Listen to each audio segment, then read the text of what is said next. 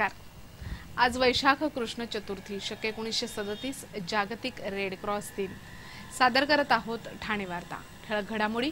काँग्रेसचे उपाध्यक्ष राहुल गांधी एका अवमान याचिका प्रकरणात भिवंडी न्यायालयात उपस्थित।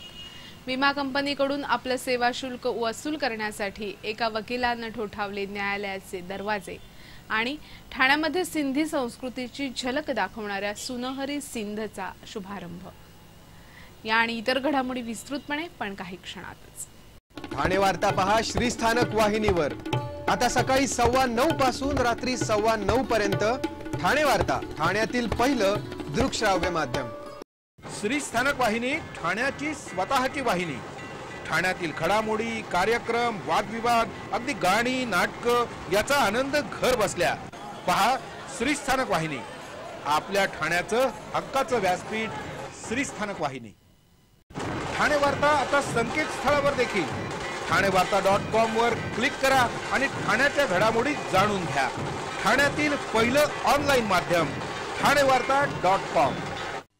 नमस्कार मंडळी, दर रविवारी पाहायला विसरू नका। नमस्कार मंडळी, आपल्या प्रश्नांचं थेट उत्तर। ठाणे वार्ता पहा श्रीस्थानक वाहिनीवर। आता सकाळी 9:15 पासून रात्री 9:15 पर्यंत ठाणे वार्ता, ठाण्यातील पहिलं दृकश्राव्य माध्यम। काँग्रेसचे उपाध्यक्ष राहुल गांधी हे आज भिवंडी सत्र न्यायालयात त्यांच्या विरुद्ध दाखल करण्यात आलेल्या अवमान याचिकेच्या सुनावणीसाठी उपस्थित होते। लोकसभा निवडणुकीदरम्यान भिवंडी इथे प्रचार सभेत बोलताना राहुल गांधी यांनी महात्मा गांधी यांच्या हत्येस राष्ट्रीय स्वयंसेवक जबाबदार असल्याचा आरोप केला होता। त्या विरोधात भिवंडीतील राष्ट्रीय स्वयंसेवक संघाच्या राजेश कुंटे यांनी भिवंडी न्यायालयात एक याचिका दाखल केली होती। या याचिकेच्या सुनावणी दरम्यान 2 वेळा राहुल गांधी गैरहजर राहिल्याने त्यांच्या विरुद्ध समन्स काढण्यात आलं होतं। राहुल गांधी यांनी या विरोधात सर्वोच्च न्यायालयात गैरहजर राहण्याची परवानगी मिळावी म्हणून विनंती केली होती।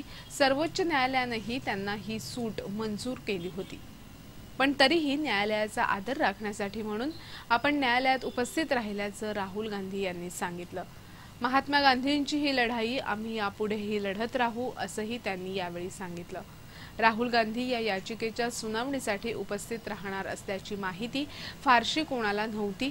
सकाळी ते मुंबईत उतरल्यानंतर ही माहिती कर्णोपकर्णी झाली। प्रदेश काँग्रेसचे सरचिटणीस संजय दत्त हे त्यांच्या समवेत उपस्थित होते। राहुल गांधी न्यायालयात आले त्यावेळी न्यायालयाबाहेर कार्यकर्त्यांची मोठी गर्दी उसळली होती। राहुल गांधी न्यायालयात उपस्थित झाल्यानंतर भिवंडीचे दंडाधिकारी पी काळे यांनी दोन्ही बाजूच्या वकिलांचं म्हणणं ऐकून घेतलं आणि पुढील सुनावणी 30 सप्टेंबरला होईल असं जाहीर केलं। ठाण्याच्या वागळे इस्टेट परिसरात झालेल्या 24 वर्षीय नवविवाहितेच्या हत्या प्रकरणातील सीसीटीव्हीत कैद झालेल्या तरुणाचा सध्या पोलीस शोध घेत आहेत। वागळे इस्टेट परिसरातील पारपत्र कार्यालयामागील असलेल्या एका पदपथावर प्रियांका खराडे या नवविवाहितेची धारदार शस्त्रानं तब्बल 11 वार करून निर्घृण हत्या झाल्याची घटना उघडकीस आली होती। प्रियांका कल्याणहून आपल्या आईवडिलांना भेटण्यासाठी आली असताना हा प्रकार घडला होता। तपासादरम्यान पोलिसांनी या परिसरातील क्लोज सर्किट कॅमेऱ्यांमध्ये टिपण्यात आलेलं चित्रीकरण तपासलं असून एका चित्रीकरणामध्ये प्रियांका स्वतःच्या मर्जीनं एका तरुणाबरोबर पायी चालत येत असल्याचं दिसत होतं। हा तरुण याच परिसरातील असावा असा पोलिसांचा संशय असून सध्या पोलीस त्या दृष्टीनं शोध घेत आहेत। गुन्ह्याच्या तपासावर परिणाम होऊ नये यासाठी पोलीस अधिक काही बोलायला तयार नाहीत। कळवा खारेगाव परिसरातील वाढत्या घरफोड्या आणि सोनसकळी चोरीला आळा घालावा यासाठी कळवा खारेगाव शिवसेनेतर्फे पोलीस आयुक्तांना निवेदन देण्यात आलं। गेल्या काही महिन्यात कळवा खारेगाव पारसिक आणि आजूबाजूच्या परिसरात घरफोड्या तसंच सोनसकळी चोरीच्या प्रमाणात मोठी वाढ झाली आहे।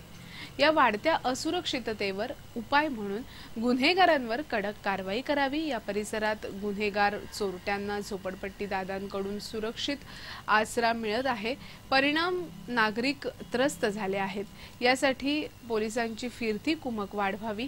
घोलाई नगर इथे पोलीस बंदोबस्त ठेवावा। भास्कर नगर वरून बोगद्याच्या बाजूने जाण्याकरता मार्ग आहे, त्या ठिकाणी छोटी चौकी ठेवावी। वाढत्या लोकसंख्येच्या प्रमाणात गुन्हेगारी नियंत्रणात नियंत्रणासाठी पोलिसांची संख्या वाढवावी, शांतीनगर, गोपाळराव नगर, ओतकोनेश्वर नगर, घोलाई नगर, मनीषा नगर येथील जलवाहिनी परिसरातील झोपडपट्टी अशा भागांमध्ये शोध मोहीम राबवावी अशा मागण्या पोलीस आयुक्तांना दिलेल्या निवेदनात करण्यात आल्या आहेत। दिवा परिसरासाठी स्वतंत्र पोलीस ठाण्याला मंजुरी मिळाली आहे। दिवा भागाची लोकसंख्या 4 लाखांवर गेली असून या परिसरासाठी स्वतंत्र पोलीस ठाणं नाही। मुंब्रा पोलीस ठाण्यातून दिव्यावर लक्ष ठेवलं जातं। दिव्यामध्ये लोकसंख्या मोठ्या प्रमाणावर वाढली असून त्या प्रमाणात गुन्ह्यांच्याही संख्येत वाढ झाली।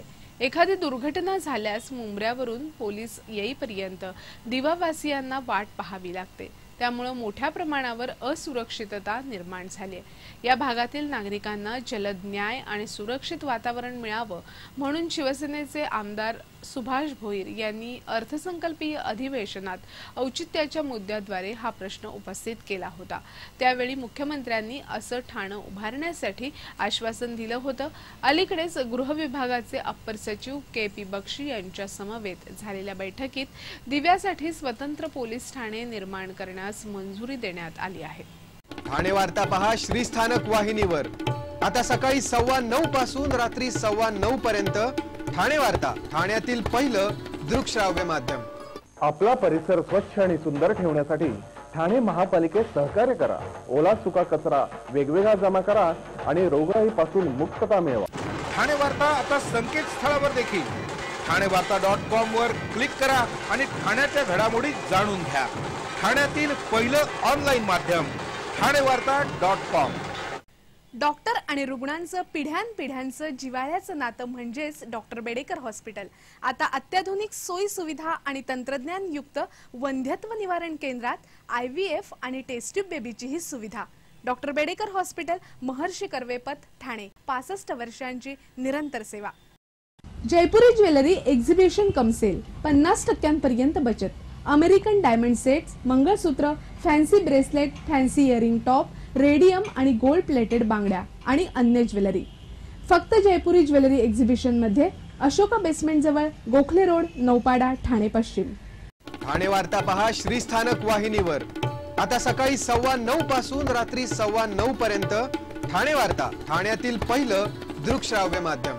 जिल्हाधिकारी कार्यालयात पावसाळ्यापूर्वीचं नियोजन करण्यासाठी एक आढावा बैठक झाली।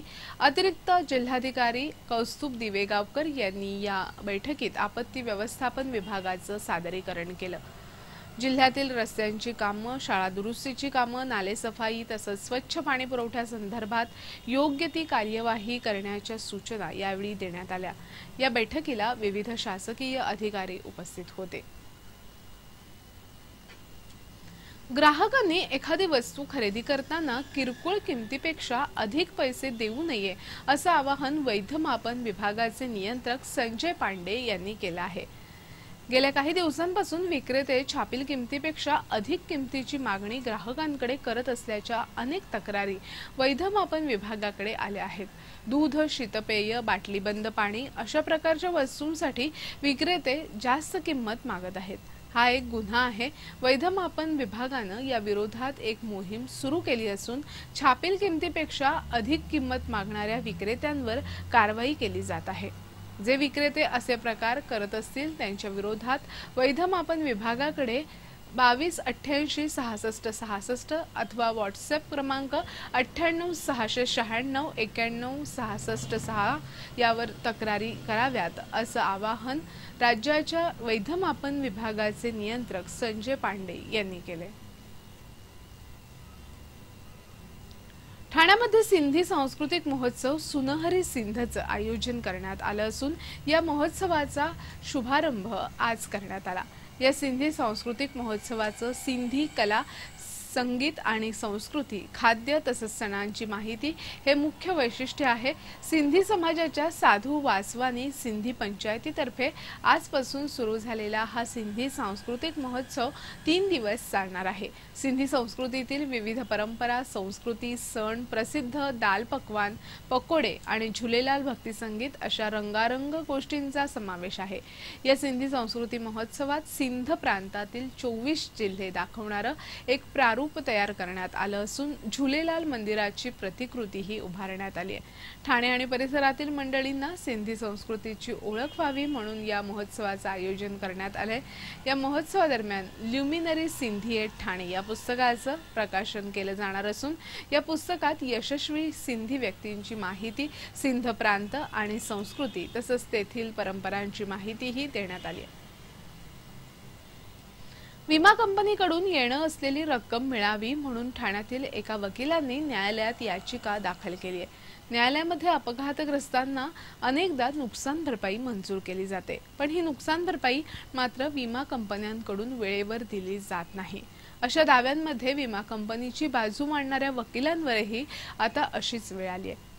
सध्या ठाण्यातील SC बोदुला यांना विमा कंपनीकडून आपलं सेवा शुल्क मिळावं म्हणून विमा कंपनीमध्ये वारंवार हेलपाटे मारावे लागत आहेत। बोदुला हे न्यू इंडिया इन्शुरन्स कंपनीचे 35 वर्ष सल्लागार आहेत।